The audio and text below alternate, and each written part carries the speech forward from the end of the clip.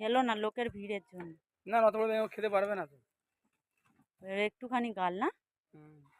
ওর এই টুটিটা এত বড় তো, আর বড় হ্যাঁ, আর বড় হবে না। এটা যদি কেউটো ওই তো সাপ ছেড়ে দিলাম। হতো খেয়ে নিত। ওই যে ওই পাঁচিলে উঠছে ওই দেখো।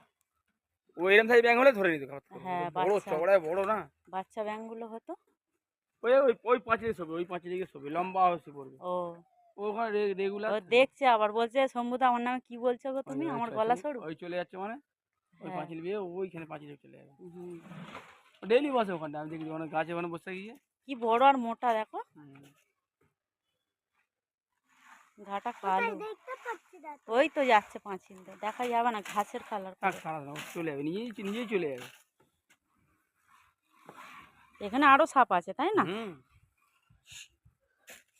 ওরা হবে না। কারণ রোদ পুইছে এখন। হ্যাঁ।